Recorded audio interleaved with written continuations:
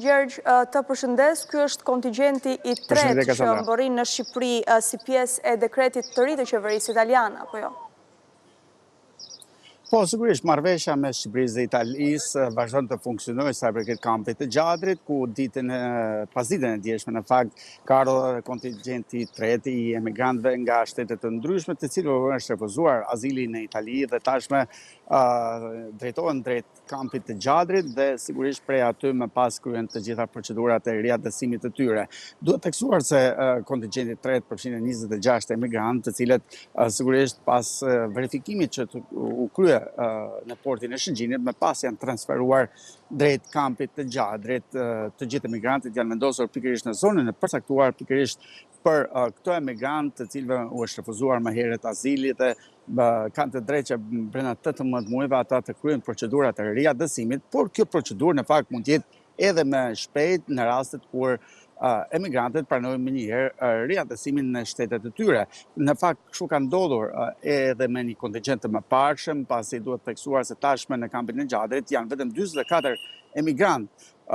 total, pavarësisht se numri i tyre ka qenë më i madh i atyre që kanë mbërritur tashme përmes portit të Shëngjinit në kampin e Gjadrit dhe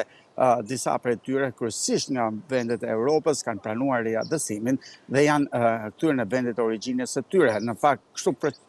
procedohet me të gjithë emigrantët pasi vendosen në kampin e Gjadrit, u vendosën para dokumenta të cilët pranojnë riadësimin e tyre në shtetet nga vinë dhe duke qenë se kjo kërkesë shpejt e tyre për riadësim miratohet më njëherë dhe më njëherë, kryet edhe riadësimi i tyre, çfarë do të thotë se nuk është e nevojshme që ato që nuk vazhdojnë procedurat e mëtejshme për të kërkuar, le të themi, një vendim tjetër gjykate, pra nuk e apelojnë vendimin e tyre, mund të rikthehen më njëherë pa patur nevojë të qëndrojnë për një kohë më të gjatë, pra rreth 18 muaj, siç është përcaktuar edhe në marrëveshjen e nënshkruar mes dy shteteve, por edhe në dekretin e ri të shtetit italian që e përcaktoi Gjadrin pikërisht si vendin ku do të vendosen emigrantët që u është refuzuar azili. Duhet theksuar se në fakt gjithë procedura edhe ditën e djeshme ka kaluar krejtqet konform të gjitha standardave që duhet për raste të tilla dhe sigurisht të gjithë më tashme kanë pranuar që refuzimi i azilit në Itali do të thotë që është në një procedurë më mirë për të pranuar më pas riadësimin në shtetet e tyre, kjo si një mundësi për të evituar qëndrimin e gjatë të këtyre emigrantëve. Ndërkohë në kampin e Gjadrit, tashme që funksionon me letim me kapacitet e plot, pas janë vendosur të gjitha shërbimet dhe sigurisht stafet e dedikuara të tyre, pra ka edhe lehtësues ndërkulturor, të cilët në fakt edhe u shpjegojnë të gjithë emigrantëve procedurat që duhet të ndjekin nëse pranojnë më njëherë riadësimin apo kërkojnë të apelojnë vendimin për heqjen e azilit, pra të drejtës për azil, dhe kjo mund të kërkojë një procedurë më të shpejtë, por që përgjithsisht përtej faktit që në fillim u konfirmua se kishte të bënte me le të themi me një situatë jo normale në kampin e Gjadrit, në fakt ajo që u evidentua ishte një situatë krejt tjetër, pasi bëhej fjalë për shtetas të cilët në fakt një numër shumë i vogël nuk pranonin në fakt duke qenë se kishin probleme të tjera jo atyre të azilit edhe ishin bërë protagonist në kamp, por duket se më njëherë pas kësaj situate është rikthyer i gjithë normaliteti dhe tashmë këto emigrantë që sigurisht ditën e djeshme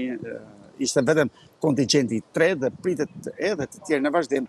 do të vazhdojnë të vendosen në kampin e Gjadrit e kështu të gjitha procedurat që do të ndiqen për riadësuar, por sigurisht nuk janë vetëm europianët ata që tashme kanë pranuar të riadësohen në vendet e tyre, edhe shtetas nga vendet e Afrikës, ku vjen edhe një pjesë e konsiderueshme e këtij kontingjenti azilkërkuesi që është refuzuar azili, tashme kanë pranuar që të rikthehen në vendet e origjinës dhe kjo është një procedurë më shpejt që ka bërë që edhe numri i këtyre emigrantëve që qëndrojnë në kampin e Gjadrit të vinë duke e ullur dhe sigurisht duke dhe mundësi që të vinë edhe të tjerë emigrantë pa rritur të ketë një numër të madh të këtyre asil kërkuesve pavarësisht sepse kampi i Gjadrit është i destinuar për të patur një numër shumë më të madh, duket se pikërisht procedurat e përshpejtuara të riatësimit që kanë pranuar vetë emigrantët duke firmosur pikërisht edhe kërkesën për riatësim ka bërë që ky numër të vi duke ullur dhe sigurisht duke dhënë mundësi që me këtë kontingjent të vogël të mbetur edhe procedura e gjithë punës që kryet pikërisht në këtë kamp të jetë më konsoliduar dhe sigurisht të jetë më lehtë për gjithë stafin si shqiptar ashtu dhe italian. Të falenderoj, Gjergj, për këtë raportim të drejtë për drejtë.